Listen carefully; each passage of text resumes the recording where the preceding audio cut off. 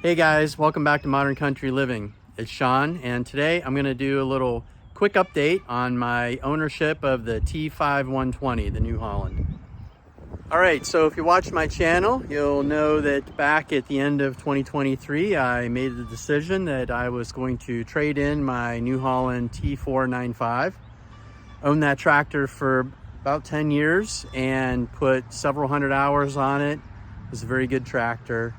I really got a lot of good use out of it. But I had a couple features that I was interested in, and some things worked out well so that it made sense to do a little update and upgrade. So I went for the T5.120. And if you watch my channel, you've seen some video updates with what I've been doing with it and things of that nature. But I figured I'd give you just a quick formal review after owning it for 4 months. I put about 63 hours on it. And it's been a really good tractor. I haven't had it back to the dealer for service or anything, but I just wanted to highlight some of the things I like about it that I feel are nice upgrades, and a couple of things that I noticed that I was like, wasn't expecting that, or it wasn't as good as I was expecting. All right, so stay tuned. Well, first and foremost, I'll tell you, the extra horsepower is nice, and yeah, the transmission is really user-friendly for me. I've really enjoyed that, having the ability to, just push a button and change from, basically splitting the gear a bit and gaining a little bit more speed, or downshifting essentially as I'm going into a pile and using the loader. The controls on it, I think, are superior to the last one. So you got your loader control, and on that you've got a button here for basically disengaging the transmission or pushing the clutch in. This is your gear selector, and again, you don't have to clutch. You can push this button and shift, kind of a nice feature, or you can push in the actual clutch. But I do like that. I think it's a nice upgrade. It was one of the key reasons I wanted to go to this tractor, was for the transmission, and I've not been disappointed by that. This tractor does come with the multifunction front, so you can actually run a grapple with what comes from the plumbing from the tractor. And the way this works is basically all done from the loader control. And again, so this is your plus and minus. I really like that when I'm going and I'm in the turtle mode and I'm out of the pile and I'm moving forward, going towards my destination. I'll just, push the button, gain some extra speed. I think it's a 15% increase in speed, and I really like that. You can also do it right here, plus and minus, to change on the transmission. But for running the grapple, you plug in and then you push the button and run your right and left as if you're going to dump. And basically it's a diverter valve, so it flows up to the grapple circuit and runs that. Now, you may recall on my T495, I installed, basically a front remote and had the buttons live on the loader control. So you could actually, still rotate your bucket and open and close, right? Like you can rotate the implement you have on the front and open and close. So that was kind of a live setup, and you weren't scavenging oil from the rotate function. In reality, the amount of oil that you had available to do both was fairly limited, so this wasn't like a big sacrifice, and I've become very accustomed to using it. So I do like the ergonomics of this loader control. Just fits my hand well. My middle finger here, I can clutch easily, plus and minus, run the loader, push the button if I'm running the grapple to be able to open and close it.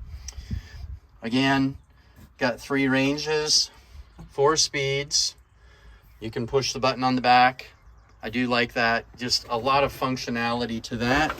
And I like having the separate parking brake. I think that's a superior setup.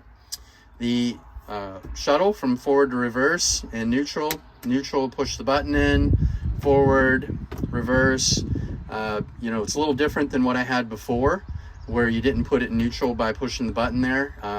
become very accustomed to this. I find it to be as good or better. Ergonomics are the same, you know, visibility seems to be the same. This tractor did come with the fenders and I like them. It does keep the tractor a bit cleaner. Although if you look at my hood, you can see I've been doing a bunch of loader work and I had some sticks mixed in and it actually kicked a bunch of dirt up. But yeah, we've been getting it dirty. So let's jump out. I want to highlight a couple of things outside.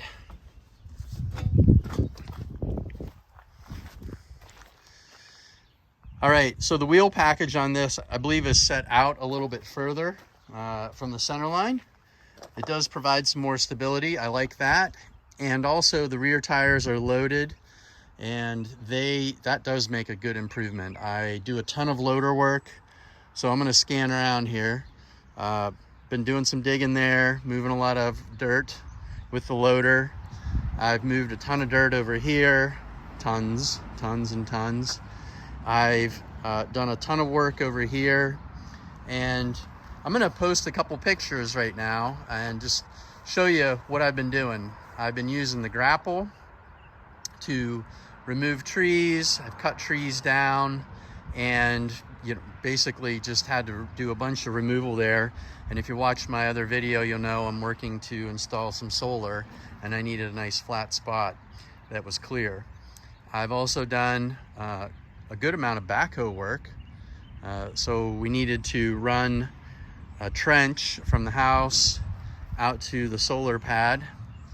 And while I was doing that, I decided to actually run conduit and water out to the pole barn.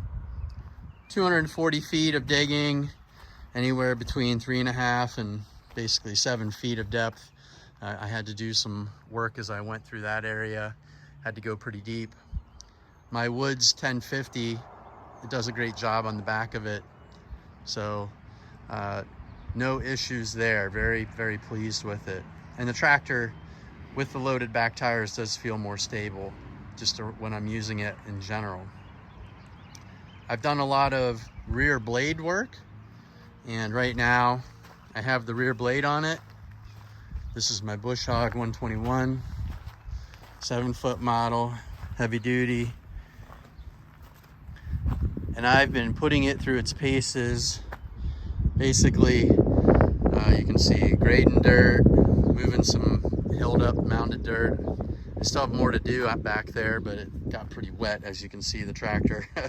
We've had just a ton of rain, which has put a crimp on, getting things done. But yeah, very, very pleased with it. Another feature I really like is this external lower arm up and down. So can move the 3-point arm up and down from exterior from either side, right? And as I've gotten older, it just makes it so much easier versus getting in and out of the tractor. Basically just need to have things lined up and then you can raise it up and down. But otherwise, a lot of similarities. I like having the sight glass for the oil. I think that's a lot handier than the little dipstick that was on it before. Got the tire package I like. Everything's good there. Again, very similar loader. I think the geometry of it is virtually the same.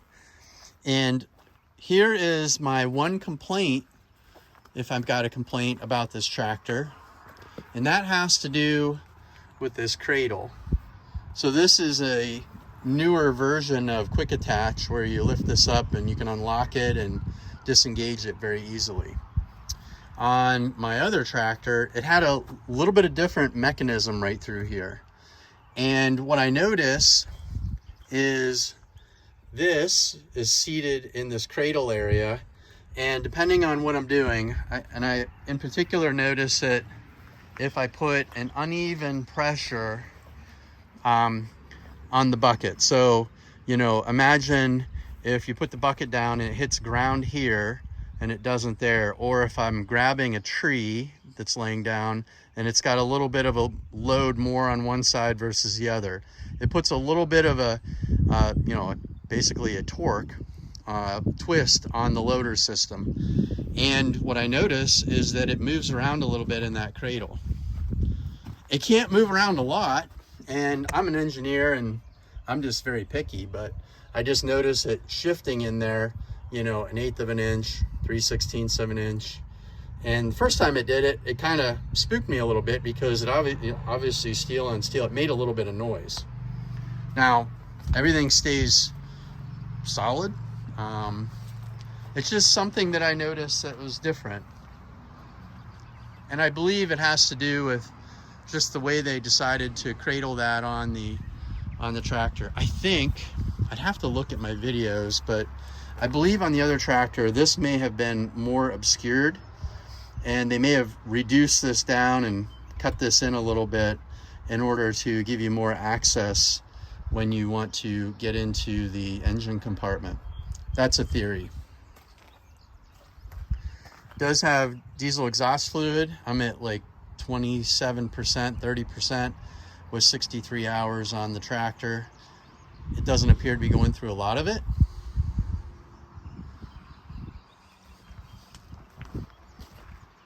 So I like the fenders a lot, as I said. I think they're a good addition. I'm pretty pleased with the way this operates. I'm used to it. It works well. I think it's a nice looking tractor. Got great ergonomics. Something I do notice that's a bit different that I think is probably a cost save was on my other tractor I had lights up top too. I think they were 4-ways. I think they would blink. On this one, I think you just got these lower ones and nothing. I mean, there is nothing else up top. So just something that was probably a cost savings for them.